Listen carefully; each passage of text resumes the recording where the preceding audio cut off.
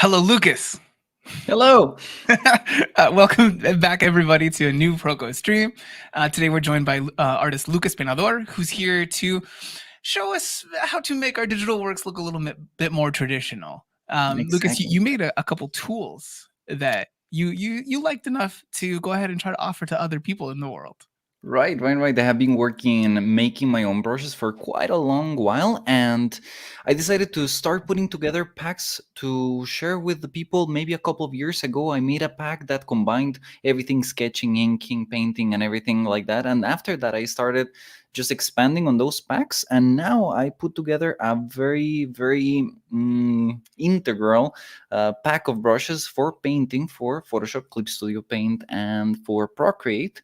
And I decided that it was not enough just putting painting brushes together, because it doesn't matter how much I tweak the brushes, they didn't Mhm. quite get all the charm of traditional media. So I decided to put another pack together that is called the LP Traditionalizer. Don't know if that word exists, but there you go, It does Traditionalizer. now.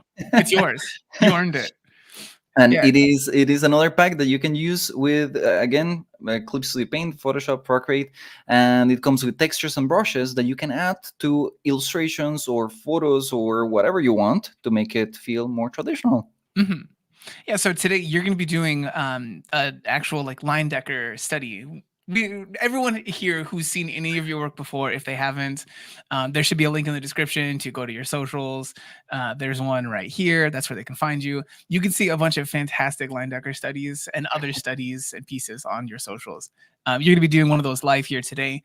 And if people have any sort of questions or anything, they can ask those here in the chat, here on YouTube, even though you might be seeing this elsewhere. Come over to Mhm. the YouTube chat. That's where I want to be able to see your guys' questions. Just as a little message for anyone who is watching this, if you're watching this in the future, it's a VOD. If you're watching this live, it will be available as a VOD.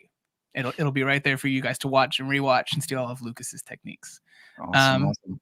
I'm gonna go ahead and put this to full screen Yeah. so people can see the work here. But just as another little note, if you guys have a question in the chat, just go ahead and start with like a capital Q so I can spot it a little bit easier. I don't want to miss any of them. So, All yeah. right, so there you go. We are going to be making a little Leyendecker study. Plus, we're going to be showcasing these brushes that I put together in here. But also, I wanted to talk to you about a couple more things before we just dive into the demonstration. And here is what I want to talk to you guys about. It is a very small little presentation. I want to talk to you about why master studies, why they are so Mm. amazing, and why people should do them, why I love them. We're also going to talk a tiny bit about Leyendecker and why I love him so much, and why his work has influenced so many people. And then we're gonna talk a little bit about my brushes, and finally we are gonna go through demo time. This little presentation is gonna be super fast, so don't worry if you're here for the practical part. We're gonna get there fast. All right? Mhm. Awesome. I So love these let's little caricatures. These are great. thank you. We're gonna start talking about master studies. So master studies, I hope that everybody knows what they are, but it's simply just grabbing the work of an artist that you admire. It doesn't have to be, like established artists. Some people think like, I have to make it out of Soroja or out of Zoran, or a dead artist. Doesn't have to be.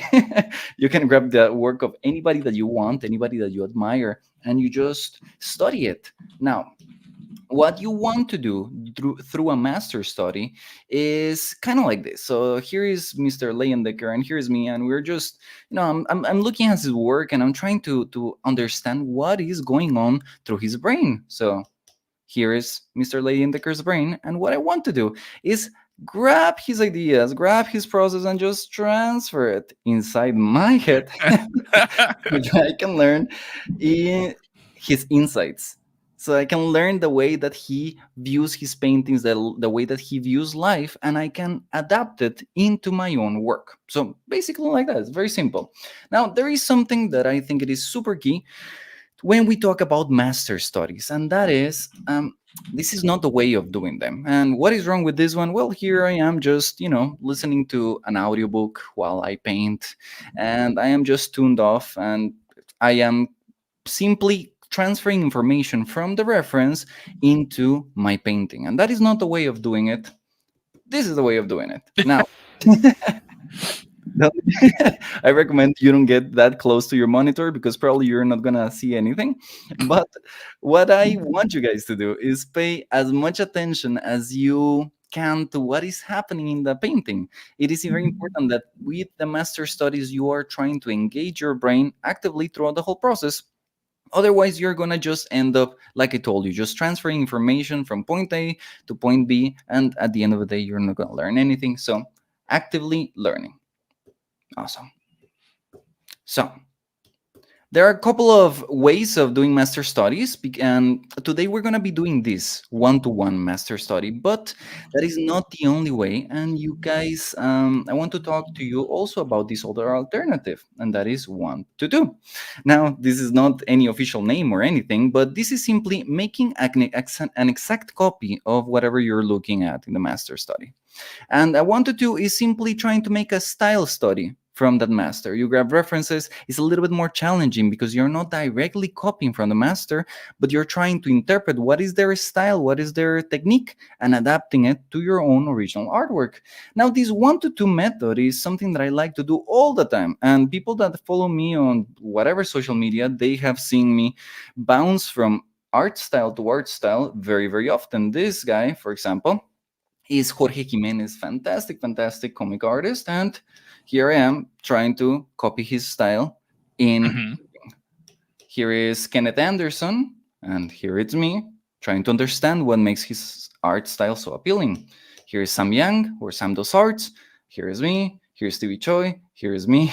Here is Mac Nice, nice. Drake. Here is me. And I think that you get that, what I do usually. This is something that I do often to stay sharp and to learn from all of these people that I admire. And even here is a little Leyendecker study that I did a while back, studying his artwork, and then trying to come up with something that looks like he would have made it, right? And as a little bonus in here, when you are doing any of these types of master studies, I definitely recommend that you get into all the maybe the process that made this art happen. So, for example, something that is very characteristic from Leyendecker is the detail and realism of his illustrations, although they are stylized, but they have a lot of detail. And this detail Mhm. is really hard to just get out of your head, out of nowhere, just from your imagination. So, using references is an important part. And here is me wearing a blanket in the middle of my living room and taking a photo so that I can turn myself into a gorgeous start of the century girl from for an ad. Nailed it. Perfect. Thank you very much. Okay, okay. So there you go. That is master studies, the two types, what I recommend. And now let me just very quickly tell you a little bit about maybe my insights after studying some of the work from Leyendecker. So here are very quick three things.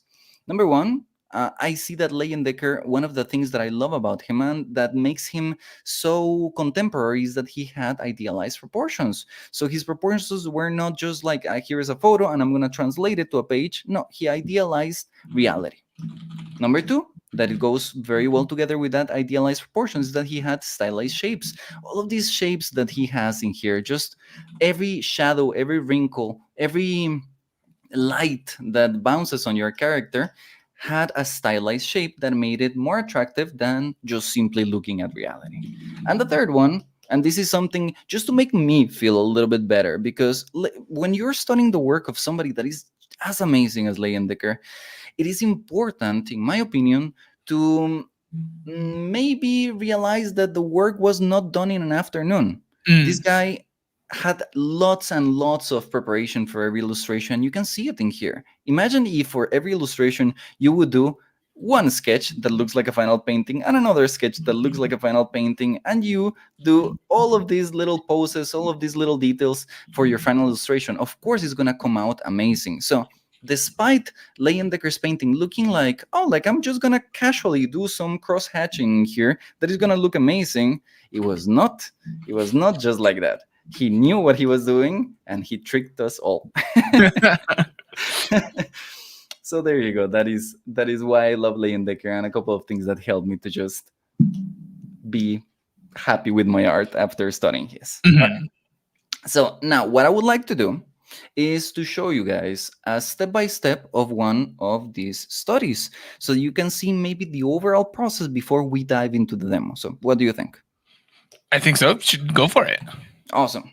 So let's make it happen. Here is screenshot just of an illustration that I found somewhere online of Leyendecker, and it's extremely low resolution, but it doesn't matter. We're gonna fill up the gaps with just our imagination.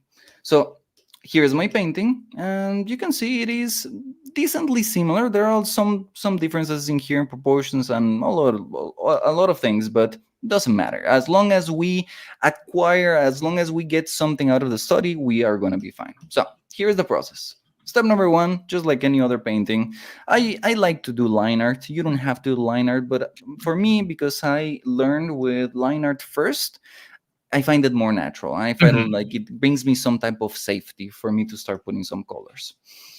Now, I have seen that you have two different possibilities in here. You can attack this as a traditional illustration, trying to make the same workflow that he would have done, or you can do it as a digital illustration. I bounce from one to the other one, but I find myself more comfortable doing things as if it would be a digital illustration. It's just easier for me because I learned in digital. So, there you go. We are going to make a mask and slap some base colors. This is just some color variation in the face so that it doesn't look dead. Mhm. After that, I slap a little bit of multiply shadow, just masked to that base, to that mask that contains the whole portrait. Some more color variation and deeper shadows. And something that is very characteristic on Leyendecker's work is he has these very strong rim lights on a lot of his illustrations, and a lot of them are very warm. That is why in that reference, silly reference of me wearing a skirt, I had a light very strong on my side because Mm. some of these things make the style consistent. He has rim lights in a lot of his illustrations, so we put the rim light right there on a different layer. After that comes the refinement. That means I start painting finally on top of the line art because I got like all my ingredients together on my canvas and I'm ready to just refine. So Mhm. I fuse all the layers and I start painting on top and fixing things with, for example, liquify and moving things around until I get something that looks like the original. And this last step is one of my favorites, and that is what you saw at the start of the video. This is the difference between using the traditionalizer and not. And I don't know what you think, but I really like the result with the Yeah, traditionalizer. I think it adds something. I think that there's a certain expectation that we immediately put on something. If we see something have film grain, it kind of looks more filmic, like those kinds of things. I agree. Some people might say it's a bit gimmicky, but I just love the way that it makes the whole thing come together. And also, if I say so myself, it hides a little bit of the mistakes that I did. Honestly, so there's another aspect to this that I think that people don't really take into account. Like, Hmm. so there are some certain ways that we look at art that we've processed as being printed, or seen on like an old VHS. There are qualities that come from that become part of the work as we see it. So it's not that even the things that like Leyendecker might have had in the original pieces that were made that we didn't also not see because they were hidden by the prints, the quality of the time, stuff like that. I think it's an important factor to take into account. Agreed, agreed. And if you like to add just a tiny bit of just for it to not look so perfect, all the colors so defined, everything with so uniform, then that is a step that I really like to add with this LP Traditionalizer. Everything before that, by the way, all the painting in here was done with the other pack of brushes, the LP painting brushes. So all the way until now, painting, and that last little bit is nothing. It takes like 3 minutes, and you can get this result with a Traditionalizer. Mhm. All right. So that was the step by step, and I would like to just show you a little bit of the brushes before we dive into the demo. So here is Yeah, the since LP these paint. will be the things that you'll be using during it. Exactly. So, So this is the LP painting brush pack, and you can get these ones either on my website or in Proko, and they are 50 plus brushes that are again for Photoshop, for Procreate, Clip Studio Paint. You can find them depending on the software that you use. Um, and they give fantastic traditional results. Something that I love is the organization. I don't like brush packs that come with, too many brushes, and I don't know which one to use for what. So this one comes defined into fine brushes, dry, wet, texture, so that you know exactly what you're using for each of the stages. It Hmm. comes with these 10 bonus brushes that you will see me use here and there, that are more of what you would consider the default digital brushes. So you Mm. have here a regular airbrush, an airbrush with noise, a regular round solid, for example. And these ones, even though they are like the default in digital media, they can be very helpful even if you're trying to convey something that looks traditional. So definitely gonna introduce them in there. Yeah, this brush pack, I use it for either realistic or cartoony results indifferently. Doesn't matter what you're doing. Tons of texture, and here are some more demo works that I have done testing the brushes actually for myself first, to know if they are, suitable to be used Hmm. by everyone else. So that was the LP painting, and this is the Traditionalizer, which is again what I show you guys before and after. It comes with these 10 texture brushes that I'm going to show you at the end of the demo. I'm going to be applying these textures so that you see exactly how in real time it does the trick. Hmm. And it also comes with surfaces. This is my favorite part of it. It's these 10 beautiful overlays that you can simply drag and drop into your canvas, and with a click you can change the look of your painting. Because they're seamless, it doesn't matter what size of canvas you use. You can use them in whatever size, 6,000 by 4,000, and you can preserve all the detail. And of course, you can use it for cartoony results, for more painterly results, and whatever you want. Hmm. So there you go. Those are the brushes. And now, if there are no questions for now, we can just go to demo time. Yeah. Feel free. I think that there was a question in there about the process that you have for this. I think it'll be different depending on the person that you're studying. But if Hmm. you want to just like call out some of the things that you learned that were a little bit specific to this reference in this artist. If Sorry, I don't know what the question is. If you would Uh, like me to, yeah, like as you go through this one, feel yes. free to say some things that were particular to what you noticed from this reference and this artist Hmm. in particular. Of Because a course. person was asking, they said that they didn't really know how to plan to do a master study, like what they should Hmm. be looking out for. I see. Yeah, absolutely. We're going to talk about all of this right here. So, there are many ways in which you can approach a master study. And, it sounds a bit cheesy, but there is no wrong way of doing it. Mhm. You can approach it, as I told you guys, on a more digital way or on a more traditional way, depending on what your comfort is with each of the workflows. But a lot will depend on what you want to learn from the master. So if you want to learn their workflow, you're going to try to find pieces that reveal what the workflow of this artist was, and then you're going to try to replicate it. In my case, I was not trying to study his workflow. I'm trying to study more his finish and this beautiful just mastering of his brushwork that he has. So I'm going to pay all of the attention to that stage of the process.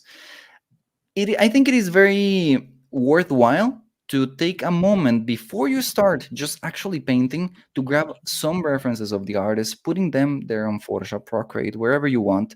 And you know what? Even though it is a bit, not a lot of people like this, trace over them. Mm, Get a feel for what the shape language of the artist is. Try to analyze, write some notes, and I think that will definitely help you to prepare for the actual master study. mhm, That is my opinion there. So I have in here the line art, and I can show you guys if you would want the process of me making this line art, but it's nothing very special. But I have in here for you guys if you would want to see it, how I made the line art. So it was a very quick process, 22 minutes in here. Just grab this LP fine gouache, and you can see me bouncing back and forth from with the eraser.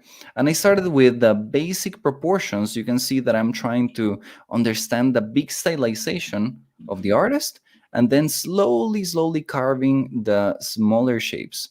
I am trying to keep a very graphic approach throughout the whole process of the sketching, not only because Leyendecker has a very graphic finish, but also because it is my personal preference to just achieve this result. Something super important, I think, in this part of the process is just remember that you have to put something in the canvas Mhm. before you start judging it. So many times I have judged myself without putting anything. I look at the reference, I'm saying, like, this is gonna be so hard. I don't know what I'm gonna be doing. And I haven't even started with the drawing. So start with the drawing, get something there, and then correct it. Just trust the process. That's something that a mentor used to tell me all the time. Trust the process, and it was true. It honestly, it really is. It is. It is. So there we go. We have in here the line art. Nothing special with it. It was made with I have here the LP painting brushes, and I usually like to use these either fine translucent or fine gouache for that initial part. It has just enough texture that it gives me something more than a regular, maybe digital brush. Mhm. And it still has a little bit of translucency so that I can make mistakes without too much worry. And now we're gonna get started. So the way that I personally like it to get started with this is putting something there in the canvas. I want to kill the white as soon as possible. So a quick way that we can do that is just add a texture if we would want. So for example, I can add here in Photoshop, we can use a pattern. And here is where I have the LP Traditionalizer surfaces. But if you're using something like Photoshop, then, sorry, so like Procreate, you have to add these guys manually, just drag and Mhm. drop them in the canvas. But for example, I like to just put something like this guy, and that gets me started with some texture right there. On top of that, I can create a new layer and play with some textures. So for example, right here I have this LP texture in past that I really like, and we can just put it in low opacity and get a little bit more noisy with the texture. Just put something else down there. Mhm. This is a very, sorry? For people who might have watched Proko videos in the past or anything, you might have seen someone do like just like a flat wash on a canvas or on a stretched piece of paper, whatever things you've seen before. There's a chance you've seen someone do this in a traditional sense as well. Mhm. That is absolutely true. This is something that I, even though I am not traditionally um, learned, how do you say that? Traditionally educated. Yeah, yeah, like you're not like you weren't like academically taught. Exactly, Yeah. exactly. Even though I was not learning traditional media when I was studying or anything like that, this is something that I started doing just by looking at traditional people doing this, and I tried it on digital media, and I said like, oh, look at that! It actually brings some nice result to the final piece, and it allows me to relax a little bit more when I'm starting because I have Mhm. something there in the canvas. So personal preference. But now we're going to do something that is very much digital, and that is we're going to make a mask for the whole subject.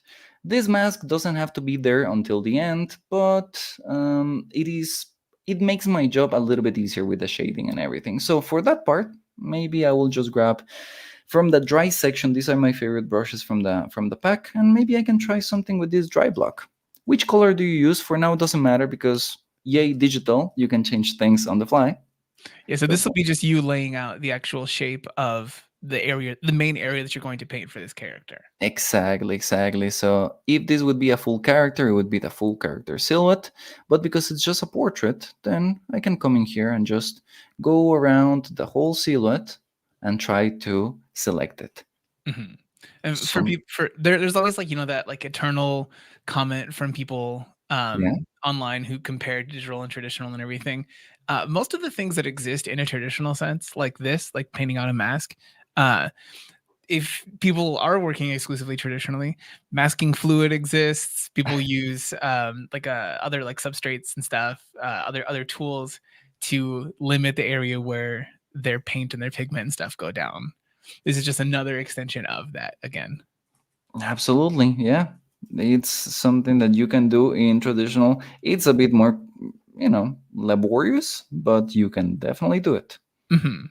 I do like rubbing off after you use, masking fluid. You kinda, like, just rub it away, and you can, like, roll it off like it's kinda like a glue. It's kinda fun. I have seen videos of people doing that. I've never used masking liquid in my life, but I have Mhm. seen videos of people doing it, and it looks really satisfying. Yeah, it really is.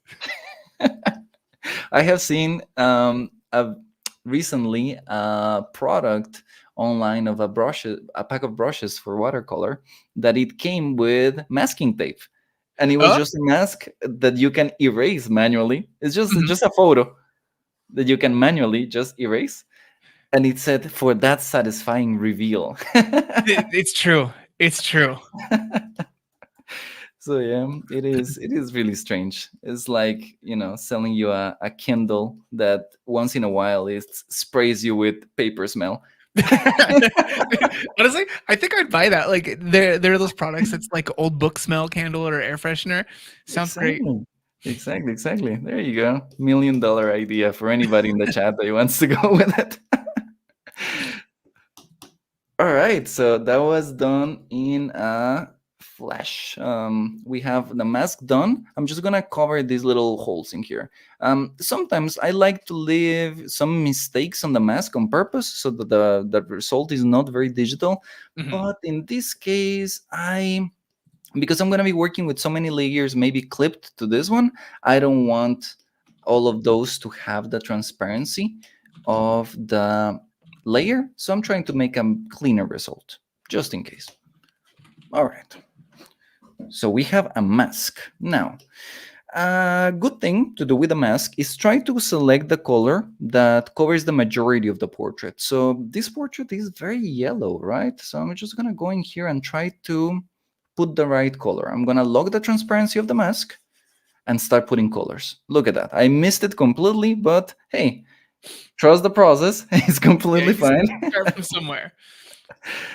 Trust the process. You're gonna be fine. And there we go. We just start approaching it closer and closer by comparing it with the rest of the colors, and we're getting just every time that I put a layer of color, it brings me a little bit closer. And also an additional little benefit of just making mistakes is that it gives you layers of color. It gives you some complexity in there. Now I don't have just a flat layer, but you can see these little streaks of color happening here.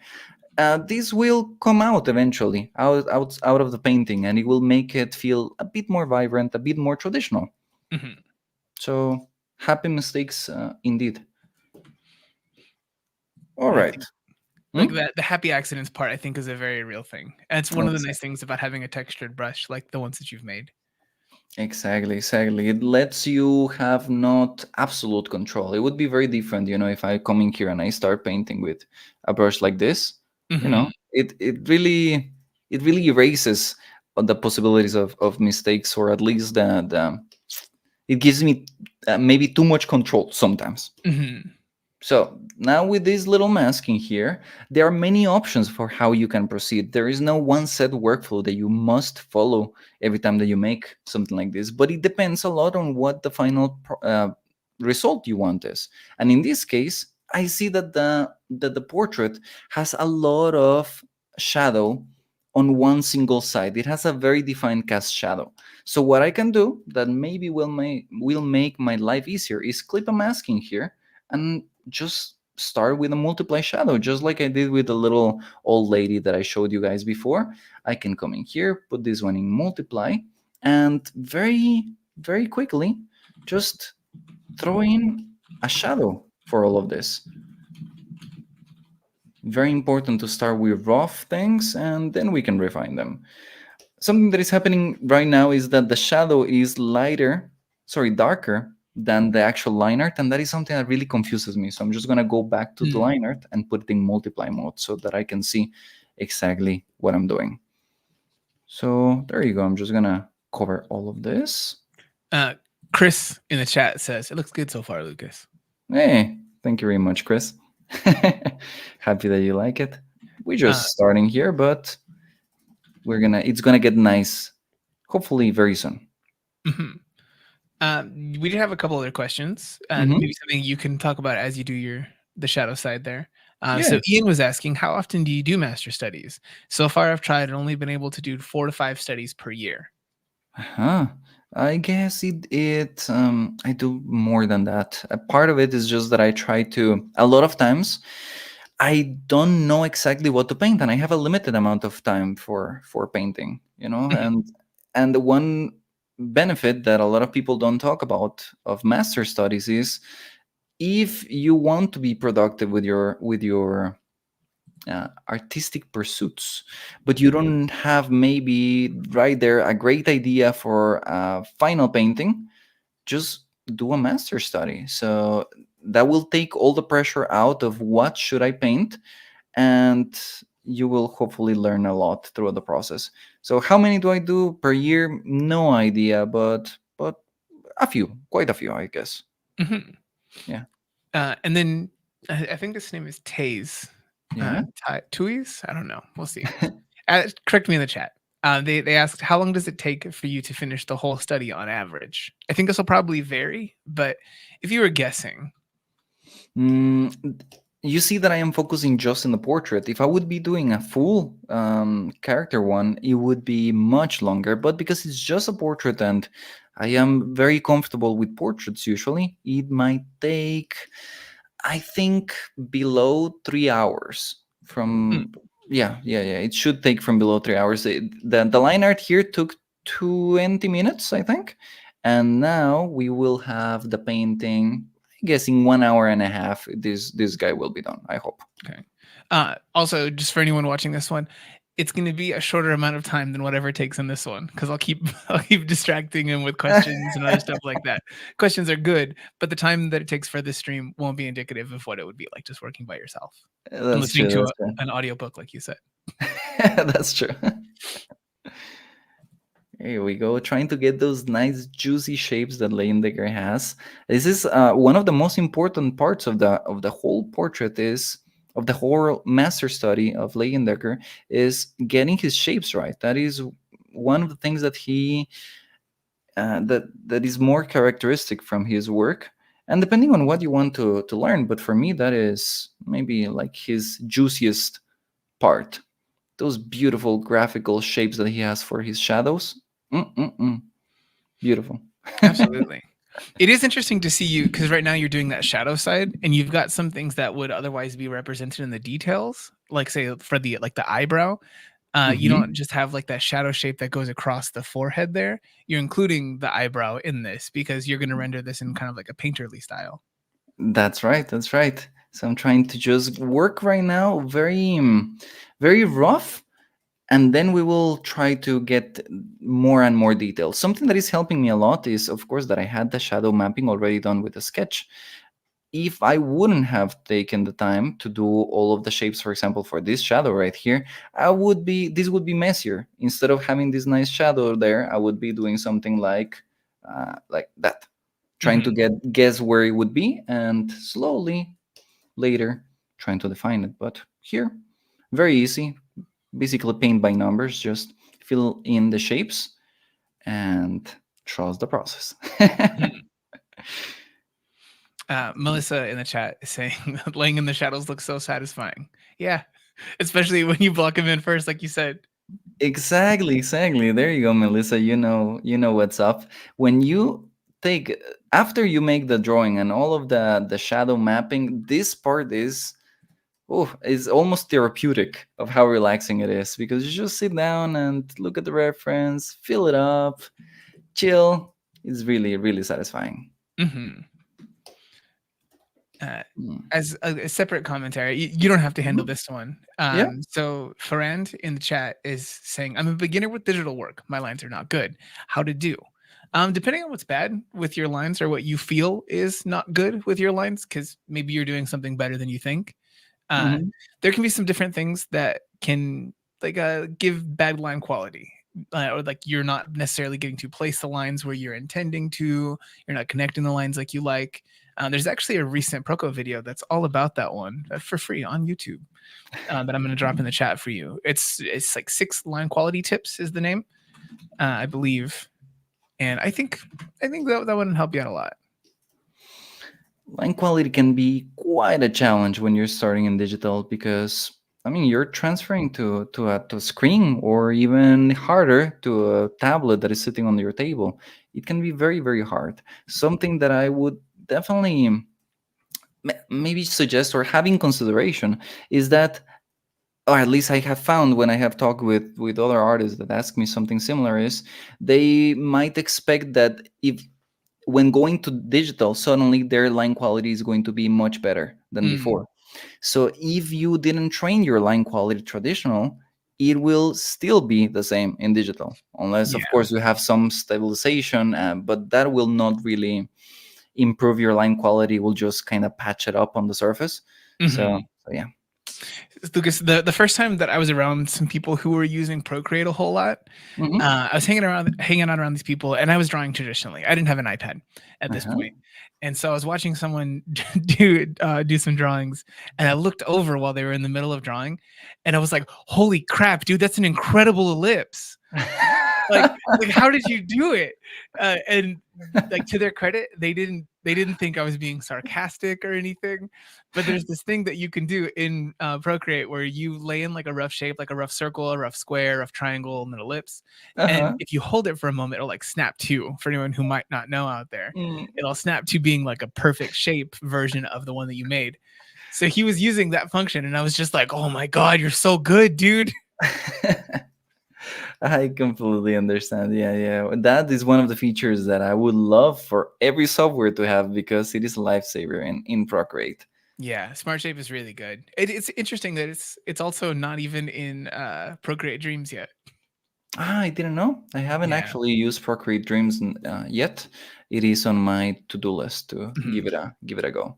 That being said, your Hmm. brushes that you can find over at painting at proko.com/painting LP are totally compatible with Procreate Dreams. You just import those in there. If you guys That's are right. interested and you like what you're seeing so far, you can just That's right. That's right. This actually is one of the brushes that I use the most. And if you're wondering which brushes to use for what, which of course is a very popular question, Mhm. this, in my opinion, is one of the best brushes to have in your arsenal. And it is a flat brush that um, rotates according to the direction of your pen. That is something that is going to give you a lot of control in digital media that traditional has. When you have traditional media, you're going to have a pen that is going to have a direction. And usually, for example, if you're painting with or drawing with charcoal, for all of the Proko fans out there, you're going to know how much Proko talks about having that control of the Mhm. exactly that overhand hold of your pencil. So that is something that if you don't have a brush like this, you're going to miss in digital media. So this is definitely a brush that I recommend for you guys to have. Even if you don't get the brushes from me, the LP brushes, you can find a brush that does something similar and hopefully add it in there. It's gonna train your hand to move in the direction that it should. Mhm. There was one question Hmm. from Brian here. I can't say I've ever used this with Procreate, so I don't know if this is a feature. Brian asks, "Do the Procreate brushes have the hover feature?" Hmm. I am pretty sure that they added it in an update. I don't know which update was, but for you to be able to see the shape of the brush, it is something that Procreate added a while ago, and you can toggle it in the settings on and There you off go. if you Cool. like to see it. Yeah. Yeah, I was like, I haven't heard of this. Yeah, yeah, yeah. It's a big thing for especially for people that come from Photoshop. If you Mhm. don't have that preview of the brush before you paint, it can be a bit annoying. So yeah, they ended up adding it. That's fair. I think it is pretty handy. Agreed. All right, so we have the shadows done. Let's go and start with the base colors. Now, it's indifferent if you do this step before or after the shadows. You can have started with the base colors and then the shadows, but you simply decided to start this way this time. Um, this guy doesn't have a lot of colors, you know? Everything is very red, very brown, but still there is going to be a bit of color variation. You see of course, this green that is really not green, which is always amazing to me. I love how they do that. This one is just a little bit lighter. This guy that is a bit of a colder black or brown. And then we have this one that looks very red, but in fact is very orange. So let's start adding those colors below the shadow and above the mask. Which brush do you use for that? Really depends, whatever you want. I'm gonna use maybe at the start this LP Dry Hairy and see how it goes.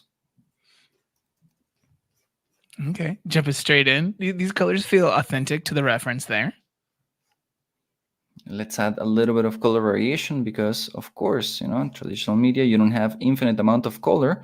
So you make the color again and again. So if you put a tiny bit of color variation, it's going to feel just more alive. Hmm. Definitely.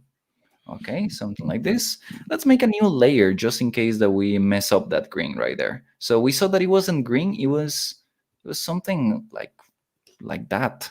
There you go. That is closer. So let's put it down there. Cover the area. I am being careful with the direction of the strokes because you see it leaves these beautiful marks that Hmm. reveal the color underneath. Now, I made a mistake of putting that red already there, but if I erase the red, it's going to reveal the light color that I have below, and that will be closer to what I want. Hmm. Maybe let's grab something like this bristle right here and make some more streaky lines. Something that is going to look a little bit closer to the reference. Hmm. All right, all right. We have that green there. Very basic for now. It doesn't have a lot of color variation. We can put a tiny bit of darker color up here. So let's try that. It's just there on the edge. Exactly, right there. Just a bit Yep. darker. Like Hmm. you were saying in the beginning of this, one of the things that's nice about doing a master study, whether that's someone who's a little more fine artsy, like Leyendecker, or even if you're like looking at like Masashi Kishimoto's art, like any of these, you're still looking for the things that they do that are characteristics of their work.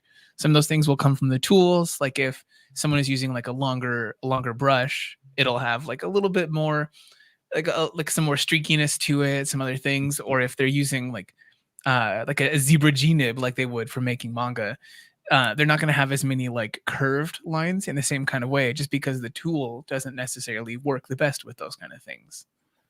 Like Very that interesting. part of the a master study is trying to find out what got people to the visual look that they have. Mhm. Very interesting. I never thought about the specifics of the brush, but of course that definitely should make a difference, right? One of the things that always bugs me online when people post their different brush packs and things is Yes. that recently people have been trying to emulate a couple more of the brush pens that I like a whole lot that I Yeah. use in real life, and they're all missing a couple particular qualities of them having longer bristles while being really thin at the same time, Uh-huh. and they don't quite break up in the way that I want. I Like, understand. yeah, it's interesting. It is hard to do. It's something that I have struggled with. I released an inking pack recently, Mhm. and people seem to be very happy with it. I'm very happy that they love it so much. But I have to say that it is I try my best, but there are some things that are just either impossible or at least very hard to do with digital brushes to be able to imitate exactly like how the bristles separate the more you press, for example, is really Mhm. really hard to do. Yeah, yeah, I was trying to go through it. I talked to, like, one of your brothers in brush making, as, Kyle Webster has called it. Yeah. I talked to Maxi Lickney about it. Uh huh. We this exchange on Twitter, about trying to get something to break up in that kind of way, like you would expect from long bristles. And, yeah, he tried to help me try to, like, coax this out of some brushes, and it's just not happening in the Right. current state of the way brush emulation works. It is really, really hard. Who knows if things are going to change, right? These the brushes, the brush engines have been very much the same for a long time. I think Mhm, Procreate made some advancements on how the brushes really work, and that allows for some beautiful color mixing that before Procreate we didn't have. But yeah, we are still missing some like another step. Still, brushes are just basically a grain plus a shape equals a brush. And there are some innovations like the dual brushes can make quite a beautiful difference. with other brushes, but I don't know, they feel the same as when I started painting, and that was, like 10 plus years ago. Yeah. I guess one question that we did get earlier. Uh, I'm really excited for asking a question later for the person's account name, but Mhm. that's not this one. This one was Chatistioko. They're asking. Maybe I'm skipping ahead, but when you draw more complicated figures, do you sometimes create multiple masks? For example, you have a mask for the whole figure, and then another for the clothes, etc. There are a couple different ways for people to tackle this one. The way that you're working is kind of doing some of those different block color areas on different layers. Yes, yeah, masking is something that I talk about a lot on my YouTube channel. So you can definitely check videos of my masking methods in there. Mhm. Link in description.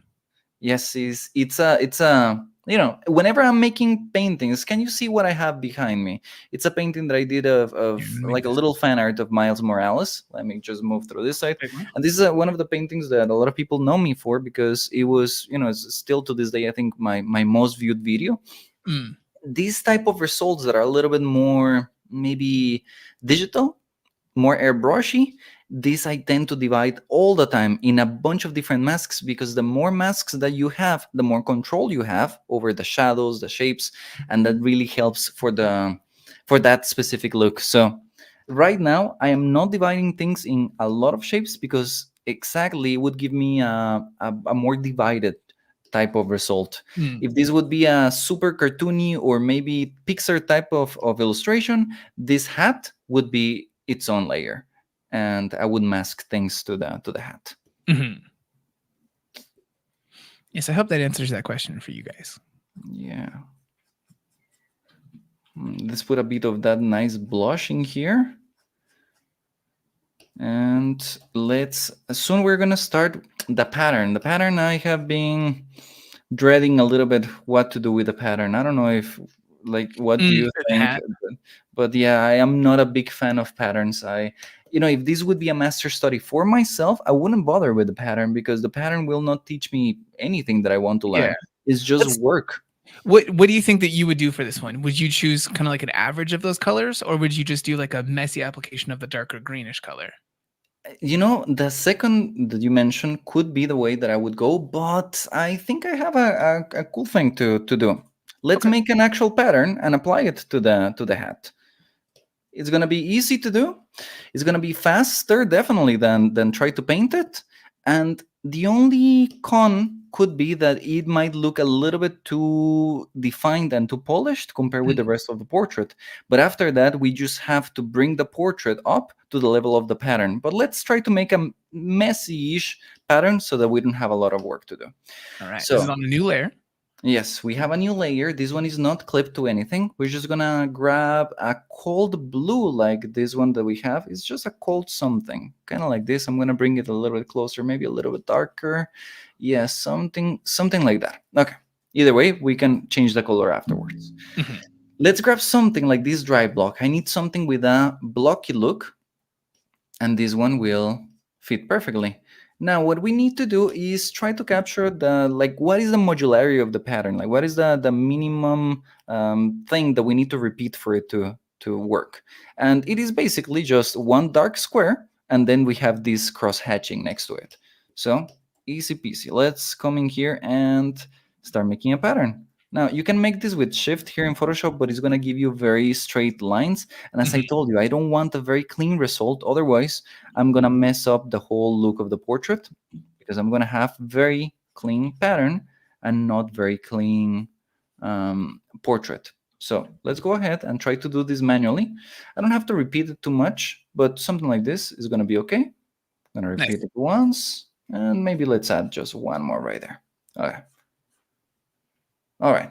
Let's fuse these guys. I'm going to create a new layer, and now I'm going to make these ones right there. So I'm gonna be careful to leave a square in the middle. The pattern is square, so that doesn't have to be super perfect, but at least something that looks squarish. Mhm. Something like that, something like that. All right, cool. Now let's lower the opacity of these guys. And what I'm gonna do is just come on here on top and put a bit of a darker color right there. I'm gonna make maybe 3 of them, maybe delete a bit on the edges, and just duplicate it. So I'm gonna put it here, put it there, put it here, delete, put it here, flip Uh, it around so that it doesn't repeat too much. And there you go. so I think I might have spoken Kyle Webster into existence earlier. I mentioned him, and Yeah. now he's here in the chat. He says, "Brushes, hooray!" He says, "Fun to watch you work, Lucas. Brushmakers unite." Hey, what up, Kyle? Yeah, yeah. Big fan, man. Big fan. Glad, happy to have you here. So there you go. Really simple stuff, but hopefully it's going to accelerate this pattern making thing. Now, what we need to do is definitely correct some of the things because these shapes just went a little bit crazy. So something like that, something like that. All right. Now what we need is this little cross hatching effect that he has there, and let's just in a new layer again. We're gonna grab one of these fine brushes because these guys allow me to make fine marks. Mhm. That's why the category is called fine. All the other ones have a bit of a thicker quality. They don't go as fine, but here we can find this fine gouache or maybe this fine oil is also a good solution for those marks. So let me just throw in there this, and maybe this is going to be just a little bit different. Maybe this one has just big 3 ones, blah, blah, blah. And again, just like with the other ones, we just duplicate this thing all over the place. Put this one there, and this one there. And fill up this last little bit that we were missing. Nice. This is a fantastic recreation of that pattern. This was the right way to approach this. Happy that you like it. Otherwise, this thing would have been like, can you imagine just doing this thing by hand? It would have been too much. Yeah, And I think you'd end up like simplifying a lot, making concessions and taking other shortcuts. I think this will lead to a better result. Plus, at the end of the day, this is you're basically doing the thing that would be happening with the actual material itself. The hat the cloth that the hat was made out of was originally a pattern laid flat, you know? I agree completely. So I don't see why not doing it. The only reason why I would do this thing by hand right there on the canvas, it would be if I'm trying to learn like something on how to draw this thing right there 3 dimensionally. But because that is not my purpose, then no problem. I'm just gonna go with it. I have the whole thing here. Something cool that we can do just in Photoshop is convert this into a smart object, just Mhm. in case that we need to change something later. And and that is it. We're gonna grab this guy and apply a nice warp effect right there, and hopefully it's gonna give us a nice result. Look at Doesn't have that. to. Yeah, look at that. Saving time by spending time. Yeah. I think it's just knowing where to apply your efforts, you know? Agreed, agreed. If you just try to do this thing by hand, no Yeah. way. Again, like I mentioned it earlier, but again, for there's so many people who ask about like manga and anime and things like that in our chats all the time. Yeah, This is like putting patterns and different stuff like that, laying those into like the frame that a person draws, which is like the line art and everything, is a pretty time tested thing in manga. And usually they don't even do all of the work of warping something around a lot. It's usually just like that's the shirt. Like, and you accept it, you know, you see it and you just process it like, yeah, no, it's a shirt with a pattern on it. Cool. yeah, yeah. I have seen those, and I have surprised myself by reading a manga band and not even noticing that. Then I Hmm. look at it in detail, and yeah, in fact, the pattern is just slapped flat to the mask, and hey, it works. Hmm. So yeah, there is no reason to do too much. I see that I missed the density. This is something that happens. Fault my fault for zooming in too much. You can see how the pattern in here is much denser. And what I Hmm. did is I just used the whole pattern for this. So I'm just gonna use warp again, and this is again a privilege of Photoshop because it is a smart object. I can add the warp and I can continue right where I was. If this wouldn't be a smart object, this would be lost and I would have to start from scratch. But with this guy, I can come in here and just make it a little bit denser. So I'm gonna achieve that hopefully, but by putting all of this just a tiny bit higher, and then I'm gonna fill up whatever I'm missing with uh, painting by hand. Hmm.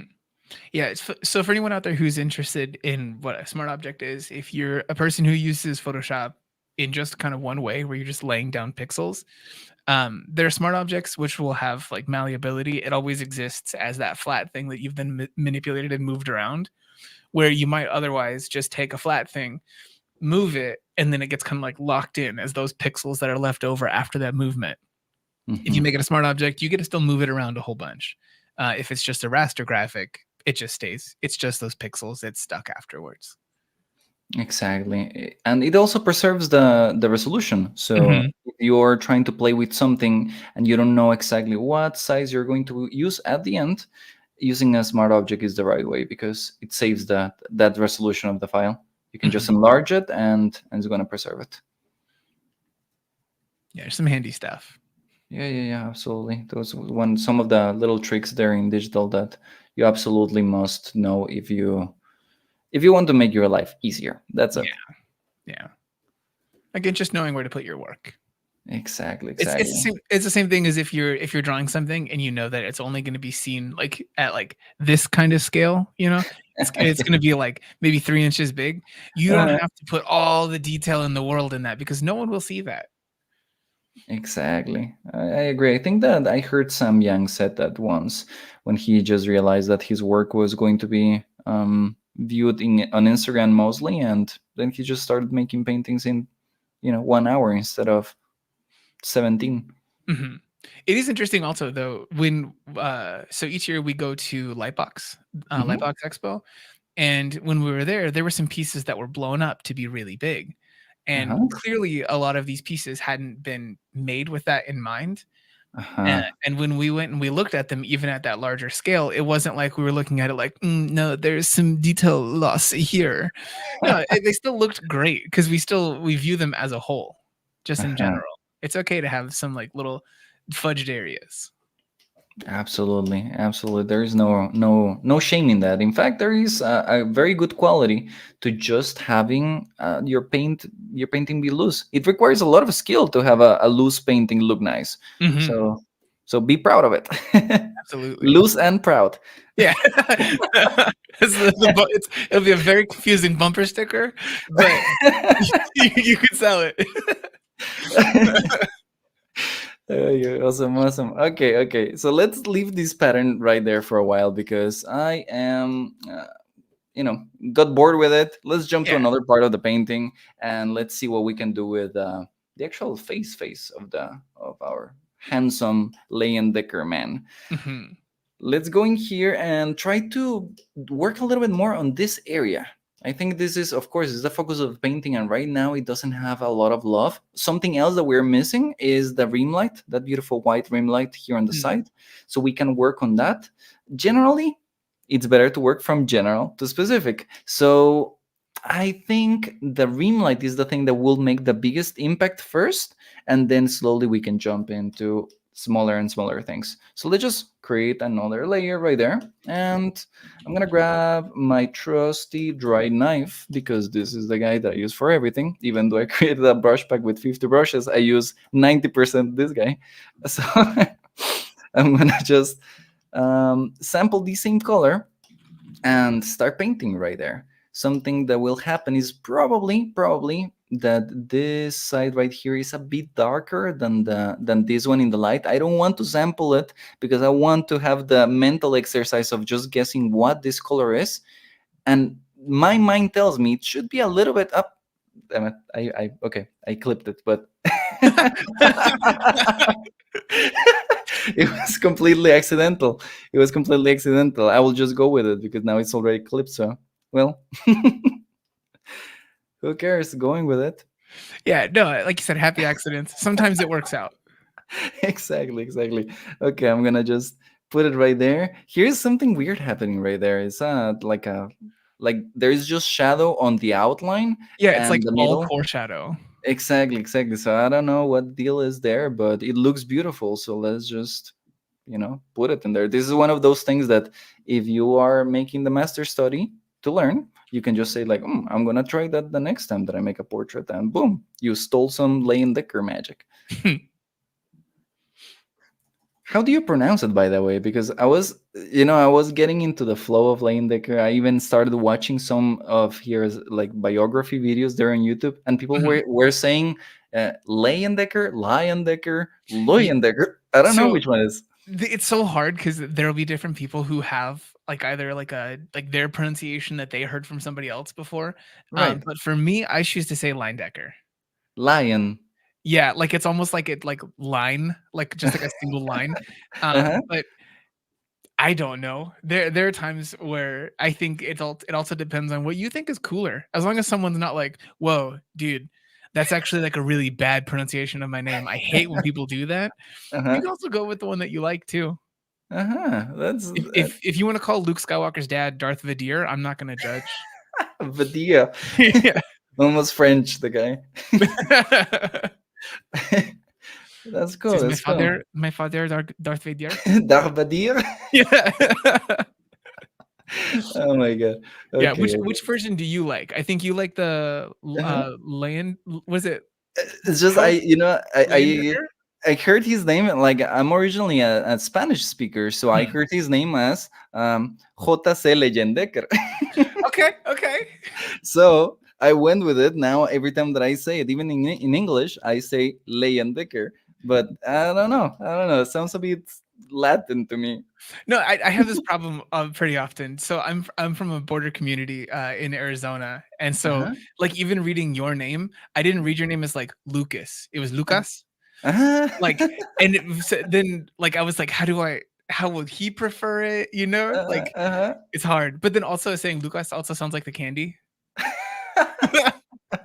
Like a candy.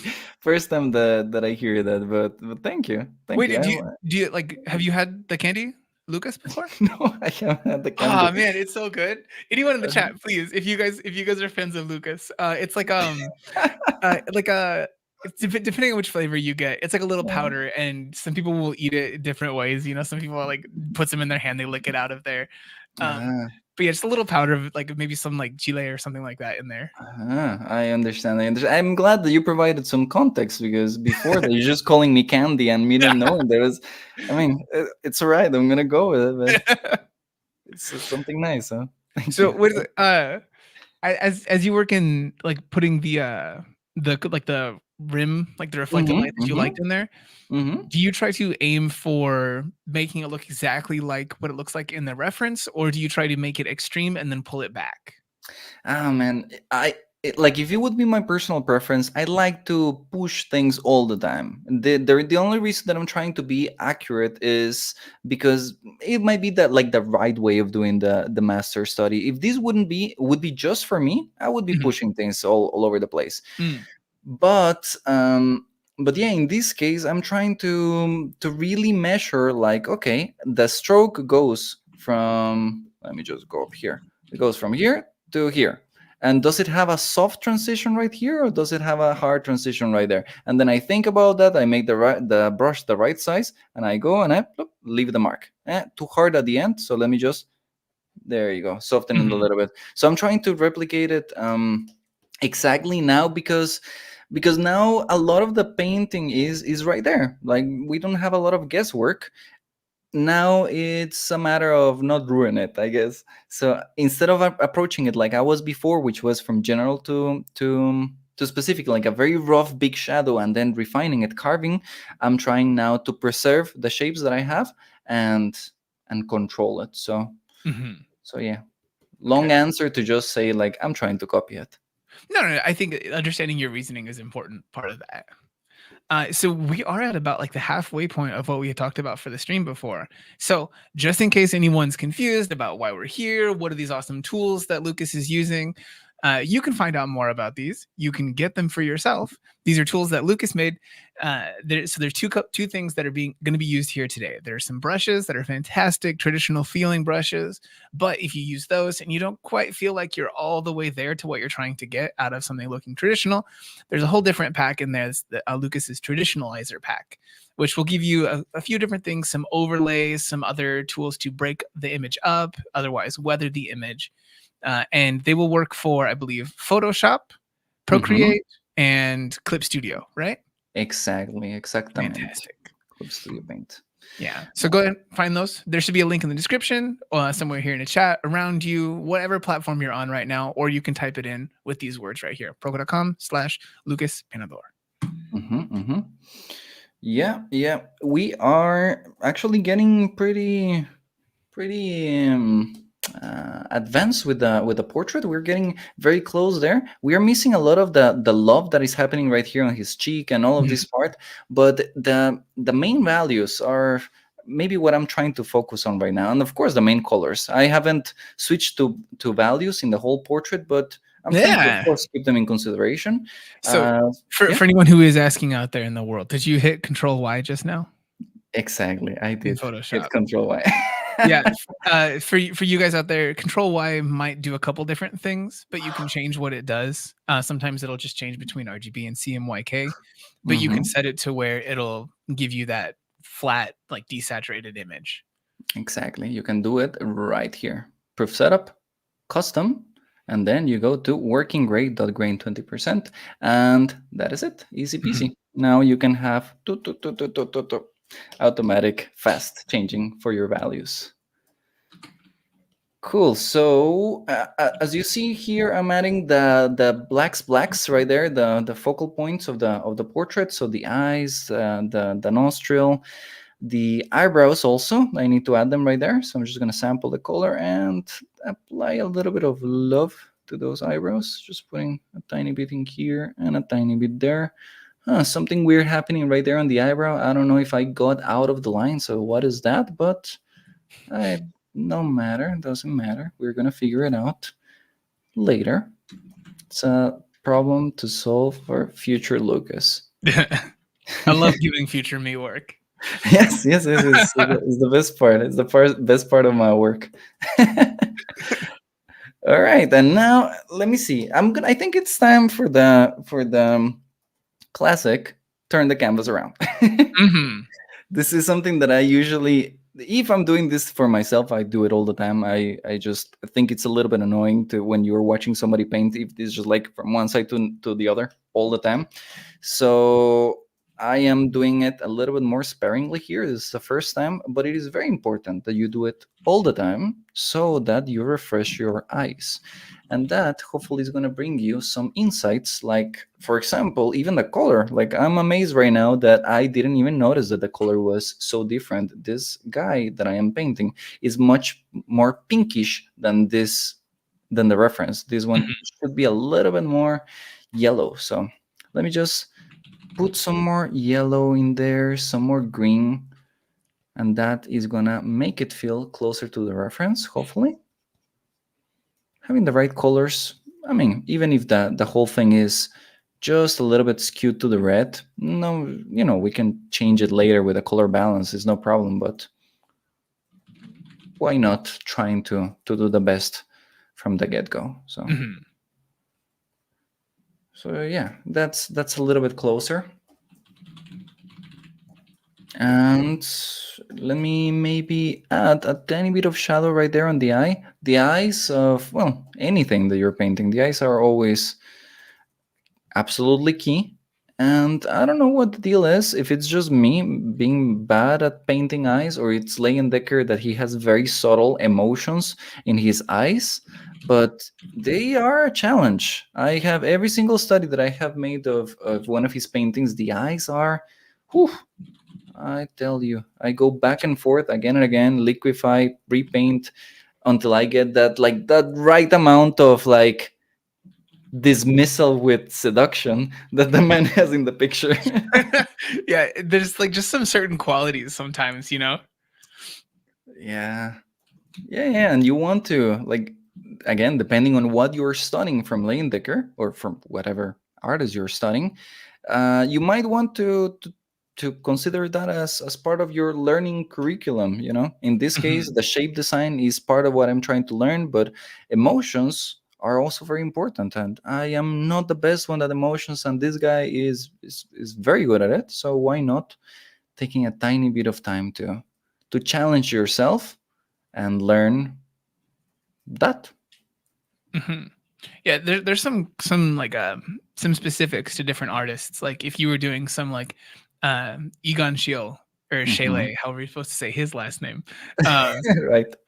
for his work, I think that the shapes are one of the largest parts of it. Otherwise, besides like the render, like those pops of reds, you know. Hmm.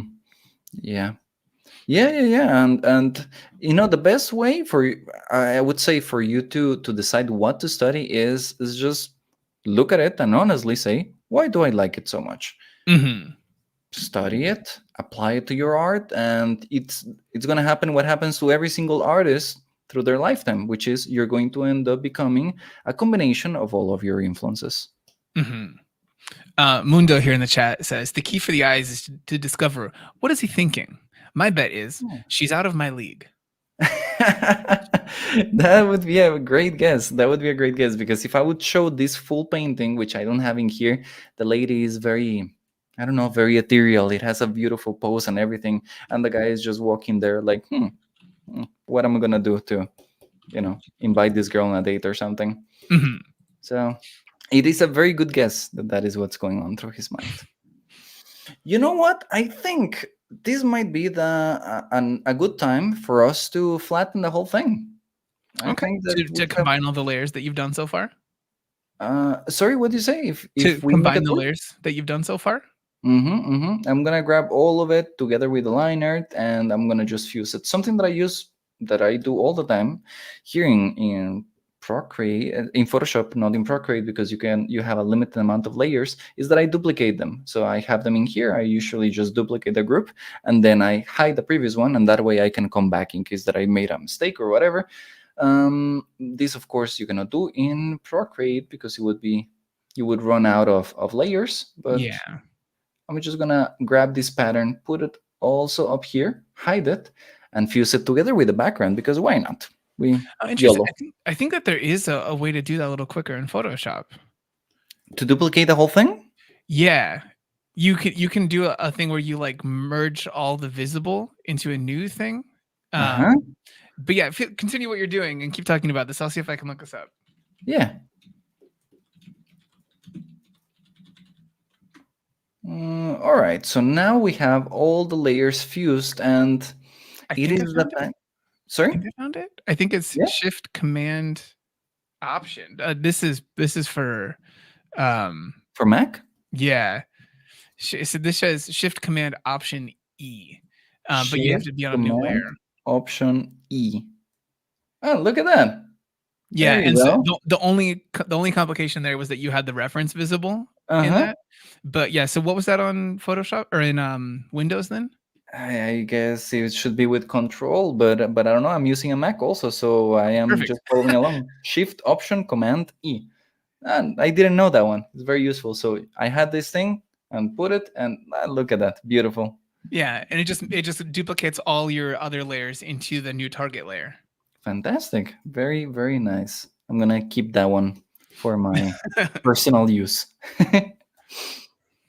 All right. So now we have this whole thing fused, and if I'm honest, this is my favorite part of any painting because this is the most relaxing part out of everything. You have solved almost everything, and now it is just time for the final little details, like all of that tiny little texture that he has right there. Um, all of these little scratches that when you see this thing from far away is not going to make a difference, but it makes a difference when you see it up close. So Mhm. we are and of course corrections, because of course we have corrections to make that we're going to discover throughout the process. But usually this is the part where I can just now finally chill and finally put that audiobook and just start listening to it while I enjoy myself. And yeah, I don't know, this is a really good moment in any painting. Mhm. So what I'm doing here is I'm gonna try a couple of other brushes because I want some different textures to happen on the brush. Something interesting that you can do if you're using this version of the brushes in Photoshop exclusively, you have these mixer brushes down here. They're tremendously useful for this painterly effect, but the issue is no other apps have these mixer brushes. So there is a trade-off. If you're using this set of brushes in Procreate or Clip Studio Paint, they have automatically some color mixing that it is not possible in Photoshop. So, trade-offs. Mhm. Photoshop has mixer with brushes, and the other ones have color mixer naturally inside the brushes. So if you have these brushes, give those a try. So at this stage, do you think the level of rendering and adherence to the original piece is indicative of what it would be like for you to do a study like this for yourself? Or do you think this is a little bit different because you're doing it with some questions and other things like that online right now? Oh, this is very much the process that I do all the time. I am going slower because of the questions, of course, Mhm. but this is usually my method. And in fact, I think that I have one opening here. Let me see. Yeah, there you go. This is one that I was doing, and it's very much in the same stage. You can see what I was doing in here. Let me just go back. Ta, ta, ta. So there you go. This one I decided to use a grid for the drawing. Again, something that you can use for your master study if you don't want to, for example, dedicate a lot of time to the drawing and guess the proportions and all of these things. Using a grid can really help you to find the proportions, and it is not cheating. In fact, nothing is cheating in art as long as, I guess, you're being honest with it. So in this case, my purpose was not trying to improve my drawing or my eye hand coordination. So the grid was perfectly fine. After having a nice liner there, I started putting some base colors. You can see that this one I started the other way around. I started with the base colors first, and then I slapped the shadow on top. But because this one didn't have that very strong side of the face covered in shadow, then I tried to instead approach it with maybe more like washes, I guess, would be Mhm. the approach, slowly building up the color until I reach something that resemble the picture. Now here is the moment when I said, like, okay, this is ready for me to just fuse into one single image, and here it's me just slowly painting, and this is closer to this one right here, fusing all Mhm. the layers and starting to paint on top. So I think that, yeah, it is going to give me the results that I want 100%. Yeah. Yeah. It is like, this is the moment in which you would say, like, yeah, okay, I trusted the process and it paid off. So Yeah, I love seeing this, how the things that a person chooses to be the most important as they're doing a master study, the thing yeah. that they feel really like sells the piece to them, because person to person it'll change a little bit, you know. For some people it'll be about making sure that like those like the key indicators of a character's, like, I guess, personality are in there. For others it's the stylistic things, you know. Hmm. It's always interesting. Agreed. Yeah, it really depends where your focus is, and you can work on this thing forever. If you dedicate enough hours to a painting, the thing is going to look like a copy eventually. You're Mhm. eventually going to find everything that made this painting different. But do you really want to spend the next 27 hours just painting this thing, unless it is an exercise for you to really improve your hand-eye coordination? I don't see much of a point. So it really depends on where in your artistic journey you are. But Mhm. for me, the point is to grab the shapes, grab the texture, grab the direction of the strokes, and with once I have those things, I run away. Mhm. Mhm. Yeah. Recently I was trying to do a project where I was trying to take video footage that I recorded with the camera Yeah. and apply the styles of the different universes in the Spider-Verse films. Oh wow. And so I was trying to do basically like a video master study. And it was really interesting to look at it, see myself go through the process of doing all the things that I thought were indicative of those different universes, and then compare them afterwards in a more one-to-one way, and Hmm. realize that the things that I had thought were so important were mostly the things that I perceived. They're not necessarily the things that are actually all in the actual video itself. That is really interesting. Yeah, yeah, absolutely. It's a good reminder that our vision of anything, either fiction or the reality itself, is very skewed by whatever we pay attention to, right? Mhm. Yeah, Yeah, very. perspective. It's a hell of Yeah, a thing. yeah, yeah, yeah, very interesting. And video master study sounds sounds very unique. I have never even thought about that. It was really fun. Honestly, I did it a long time ago, with Mhm, some, like, really rough tools in Resolve, but now I mhm, think that I've learned DaVinci Resolve a lot better to be able uh-huh, to approach it in a greater fidelity kind of way, uh-huh. which is cool. Uh, That's it. what Yeah. what are things that you think are, quote, unquote, like, "missing"? Like, what are the next steps in this for you? Right now, it Mhm, seems like you're still tackling, um, some of, like, the lost edges of some of these highlights that he has. yeah, yeah. One, like the main thing that I would say that is very obvious that is missing is the white background. All of Mm, those parallel strokes or just random strokes that he makes for the background, because it's going to change the value of the ambient of the portrait. It might reveal a lot of other mistakes that I have not been able to see because I'm seeing this out of context. I'm seeing this guy with a white background and I'm seeing mine with a grayish background. So mhm, once I put that one, hopefully I will find some more things. Another thing that I feel like it's bothering me is the love on this area.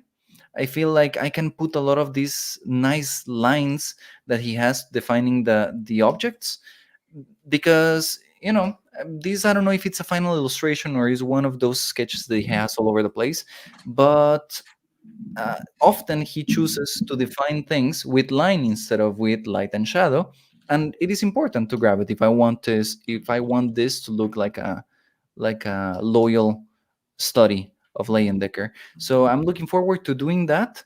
Some color variation right here, tweaking the color of the red to something more saturated, and the pattern. I ended up not doing the same density of the pattern, so maybe I will obscure it a little bit with some brush strokes so that it's at least value wise closer to the hat. I mm. think those are the things. So right And now, yeah. oh, no, no, go ahead. I think you're probably gonna say the things that I'm looking for. Uh, right now, the first thing that I'm gonna do is add that white background to see how it feels. Now, a very cool little trick that maybe you have seen somewhere, or maybe not. Who knows? It is to add a bevel and emboss layer in Photoshop to create the effect of a 3D brush.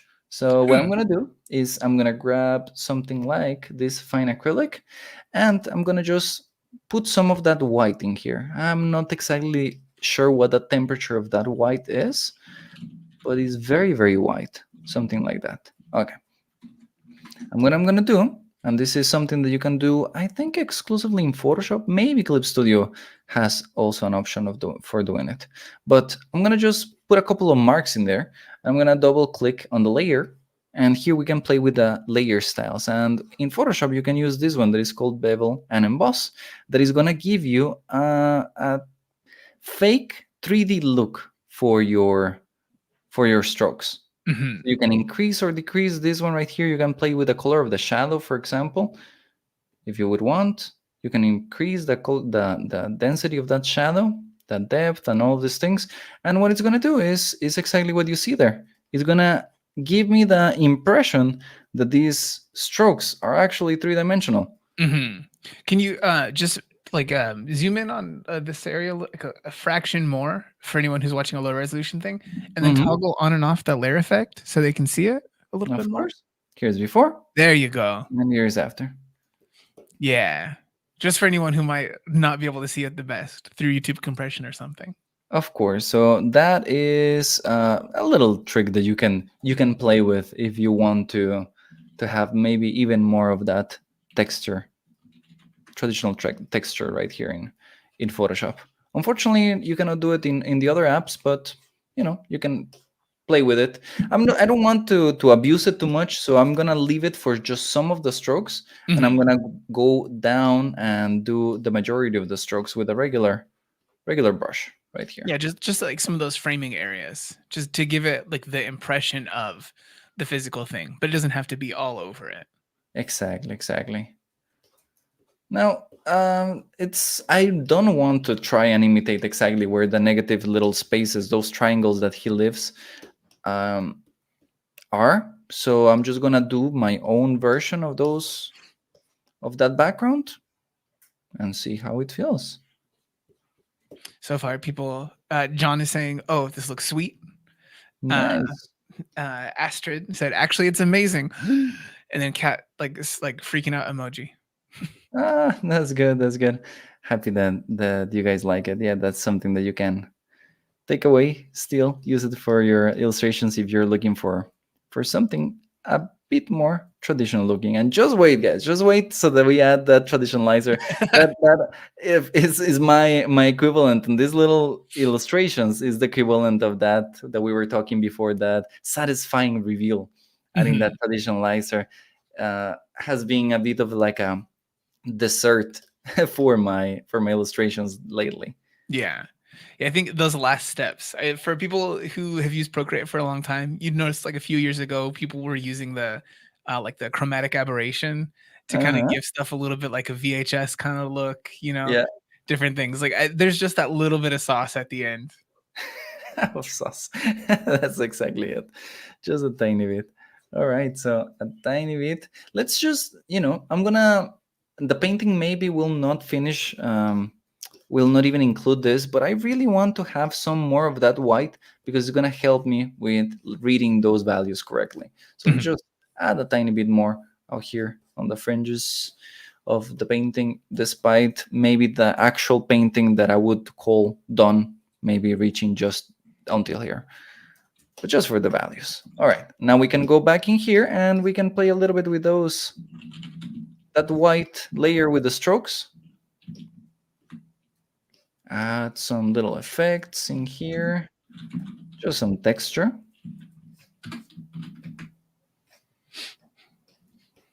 something like that. There you go. And I think, hmm, I don't know.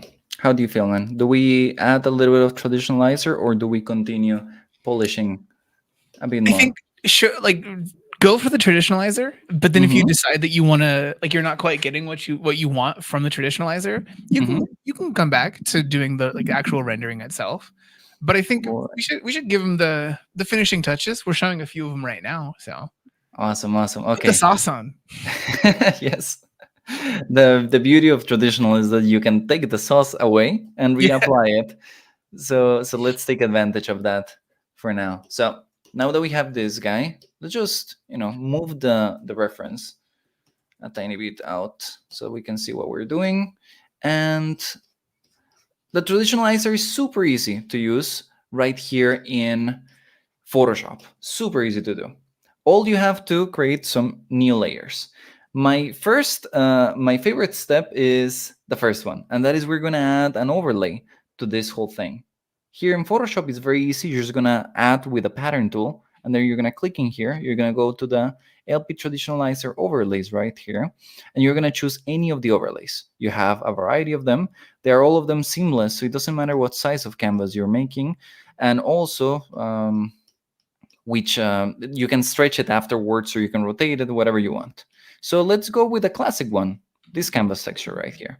And here you can see you can change the scale or the angle and everything is going to continue working. Now, the beauty of it is that this guy is the type of normal map that people use for 3D models. So it's just going to read the high values and the low values. It's not going to affect the actual value of your painting, the color of your painting, if we put it in overlay mode. So we put it in overlay, and you can see now if we zoom in how all of that texture is applied, but it doesn't affect the colors of your painting. Mhm. And very easily, if you double tap right here, you can change the texture of your painting. And let me just zoom in so you guys can see the difference. Doubled right here, and you can just simply jump from one to another, and in a matter of just a click, you can get a completely different look for your painting. Of course, you guys have to see it this zoomed in because you're watching this on YouTube, but if you're Yeah. watching this right there on your computer, you're gonna see that the texture is very, very noticeable. Look If at for that. some reason, yeah, if for some reason you would want some more texture, it's as simple as just Command J right here. You duplicate that layer, and now you have double the texture, double the Mhm. sauce. Twice as much sauce. 25 cents extra. Now, let's say that I want this double layer, but this one is too much, so I'm just gonna lower it to, I don't know, 25%, the second layer. Now, this is just step one, because after that, we can start adding all of the brushes that come with the Traditionalizer, and they're super easy to add because they come in the order in which I recommend that you use them. So it is this pack right here, the Traditionalizer, these 10 brushes. And what you want to do is create a new layer for each one of them. For example, this first one right here is very subtle, and it's key that I tell you that the effects of the Traditionalizer build upon each other to create a final look.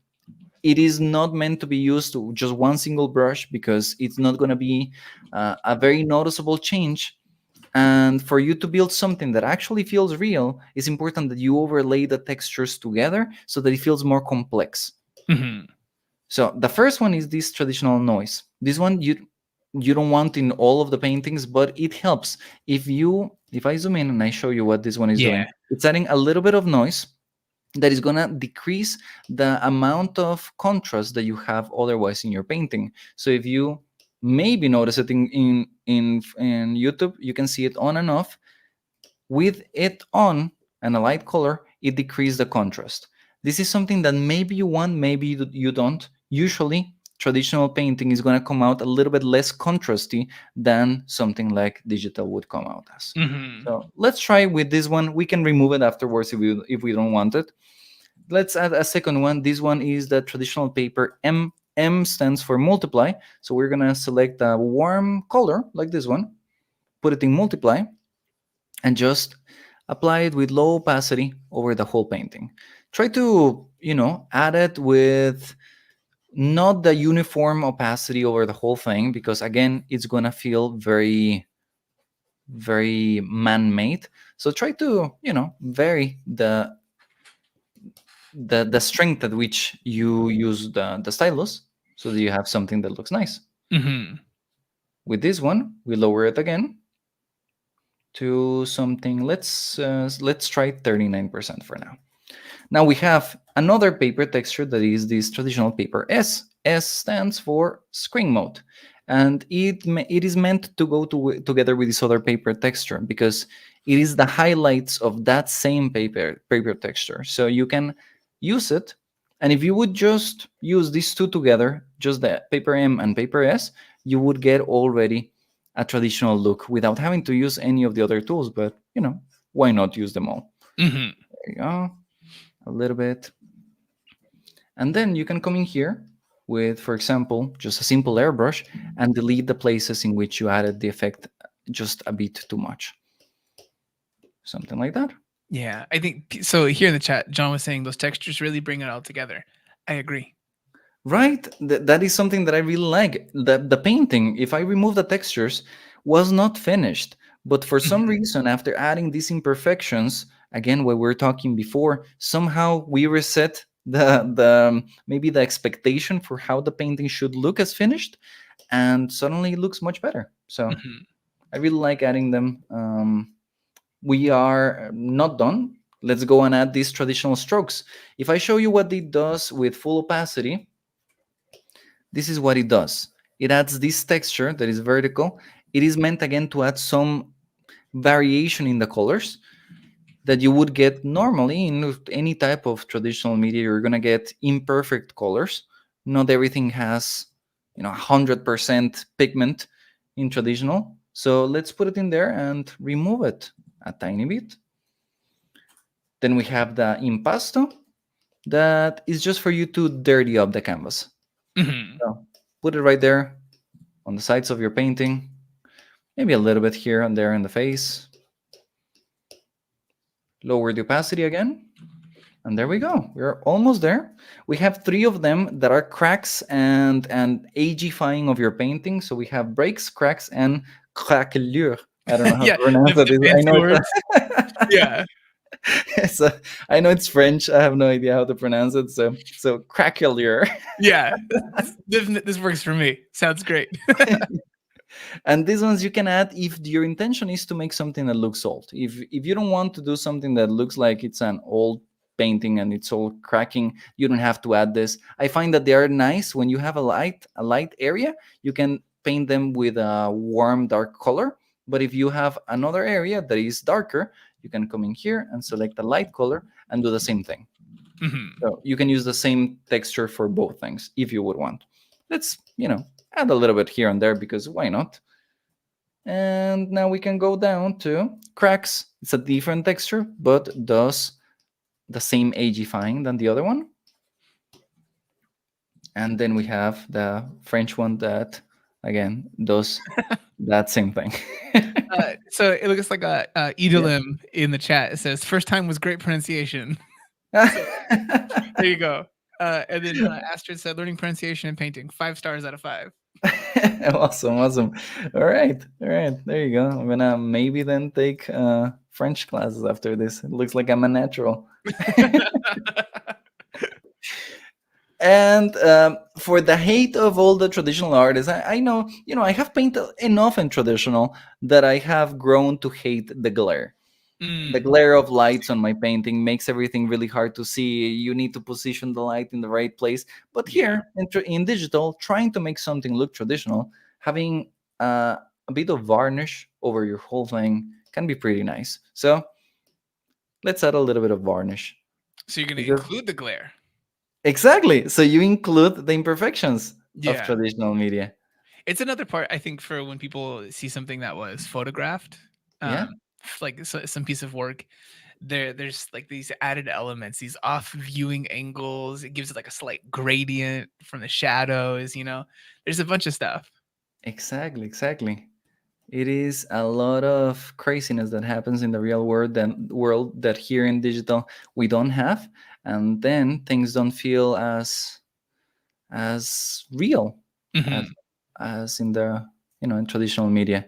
Now, this is just if you would want. I enjoy having the effect here and there as a little maybe on the side effect, but I find that it really sells the traditional look of your painting. Mhm. So yeah, I don't know about you, but if I would look at this thing up close and somebody tells me that they did this traditionally, You'd be like, I sure. would believe them. Yeah, actually, one of the things that came up here is a person in the chat. They said that's crazy. I stepped away for a few minutes to get some snacks. For a few minutes, Uh-huh. whatever.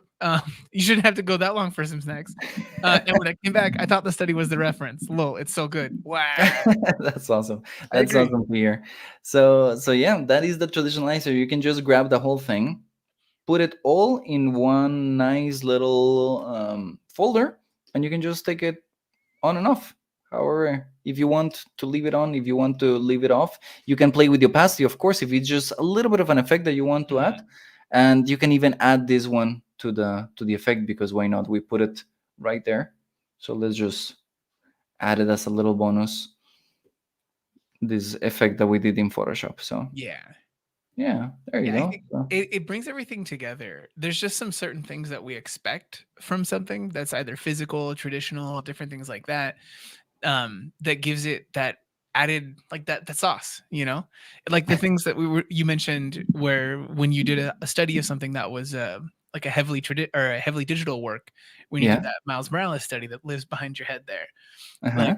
people expect a certain kind of digital look to that because that's the Hmm. way that they've seen that before. Hmm.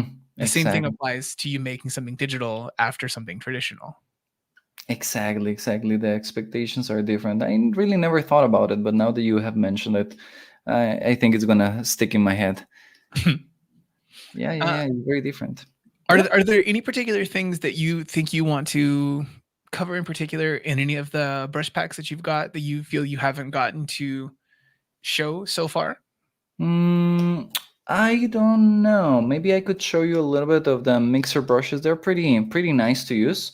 Uh, if you're familiar with mixer brushes, you know that what they do is they sample the area of the painting that you're painting on. So instead of just sampling a single color like you would do with a normal brush, with the mixer brushes you sample a little area of the colors. So you can see that if, for example, I come in here and I sample this little area right here, I don't know if you're seeing it right there, Hmm. it's gonna give me this thing that you can see in the upper left corner of my screen that is kind of like I just grabbed those colors on my brush, this sequence of colors. And when I paint with those colors, it's gonna give me the whole palette. Now, this is something that you would maybe try to avoid in traditional media because it's gonna give you streaky results. But here, again, in digital media, we try to recreate the imperfections of traditional media because that will help to sell the effect. Hmm. So the brush comes with this nice set of five uh, brushes, digital, sorry, mixer brushes that emulate again the effects of traditional mixing of colors. So they are great for you to just, for example, like in here, create with this mixer dry a wash of color. Then you have the mixer oil that is a little bit stronger, and wash that again is a bit stronger. You can use this mixer bristle if you want to have a stronger, more traditional looking effect. And again, this can really help to just sell your illustration right there. Hmm. And yeah, these guys, after this point of the illustration, I would just continue polishing it until it ends up looking as close as possible to the reference. And then it's just a matter of time of you to decide, like, okay, that is as close as I want to get or not. A person here in the chat says, Lucas, are you aiming to be like Bob Ross? You already have the calm voice, by the way. I would love to be Bob Ross. It's the dude was the goat of meditational art. So yeah, Yeah. I'm all up for being Bob Ross. And you did talk about happy accidents earlier, so you're right That's there. true. That's true. That's true. Just accepting the flow, trusting the process, all of that. There you go. It's just an extension of trusting the process. Yeah, no, I think mixer brushes are a fantastic tool that's in there. I think a lot of people, they don't necessarily know how they work because they feel more advanced, you know? Mm-hmm, mm-hmm, And a lot of times we end up like straying away from them. mm-hmm. They can be a little bit scary, but once you start using them, they don't have to be on every one of your paintings, but it's a useful thing to have in your just there in your toolbox, ready Mhm, to go out whenever you're trying to achieve a little mixing of colors that otherwise is impossible to get in digital. mhm. Yeah. They're pretty Okay. good to have. Yeah. Besides that, I show you what the Traditionalizer can do. Almost all the brushes that I use in there. I mean, I showed you all of them, and you have also some other surfaces and overlays that come right there in the pack. That those I didn't show you, but they are very straightforward to use. So if you're interested in the pack, it comes with a tutorial. So you will see me doing exactly that, going through all the surfaces and overlays and everything. So you learn how to use it. Mhm. And the painting brushes, maybe something important to tell you is you don't have to use all the brushes. I That's fair. see a lot. Yeah, I see a lot of artists maybe have the pressure of like, oh, I got myself this pack of 50 brushes. Now I have to use the 50 of them because yeah, I got them. So why not? And just don't. Yeah, Just it's find a fine. couple. Yeah, just find a couple that are your favorite brushes and get used to them. They're gonna become your best friends, your digital Mhm. best friends. You don't want to have 50 best friends. You want to have a couple of them that are your Yeah. trusty brushes. It's So too much work to have 50 best friends. You gotta go to exactly, so many weddings and stuff. It's terrible. Having 2, perfect. exactly. So treat your brushes like you treat your friends. Just wash them with turpentine. Yeah. Oh my I god. guess if people did want to have like to see you working some more, they like everything that you're doing so far, Hmm. and they wanted to see you use some more of these brushes, maybe with some other studies or other pieces. They could Hmm. probably find you across most socials, and I believe you have a YouTube channel. Yeah, that's right. You can find me everywhere with at Lucas Peinador. Pretty unique name, so I got all the tags in all the socials, You're which is so great. lucky, dude. I, Yes. I Stephen Clark was taken long before I was born. Oh man, even like 1998, Windows 95, and people were already making Stephen Clark accounts. Yeah, it sucks, man. But yeah, so you have that name across everything. Yeah. YouTube, Instagram, uh, like I think Twitter even you're on. Yeah, although that one is not very active, but you can find me on TikTok and Instagram and YouTube. I post almost every day something, a little tip for artists to just, whatever, a little Mhm. tip on how to use values, a little tip on how to make your portraits a little bit more attractive, a little portrait. My art journey is pretty hectic. I change interests very fast. So my social media reflects that. So you're gonna find everything in there, from how to design more cartoony, appealing cartoony characters to how to make a Leyendecker study. So yeah, you can go to any of the social medias and you will find me there. Perfect. So yeah, if you guys are interested, the brushes brushes and other tools that we've been showing so far, those are all on Lucas's page that you can find here on this thing on the screen right now, or in one of the links in the description, or on whatever platform you're seeing this on right now. Lucas, thank you so much for being here today, and thank you to everyone in the Absolutely, chat. man. Absolutely, absolutely. Thank you very much for everyone that came. Thank you for having me, and I hope that everyone enjoyed it and learned a little bit out of this tiny demo. Personally, I learned a lot of it. If people do want to see more of Lucas on Proko, please feel free, say it in the comments. We'd love to have him back. So, for everyone out there, have a good rest of your day making art. See you guys. Thank you very much. Good, good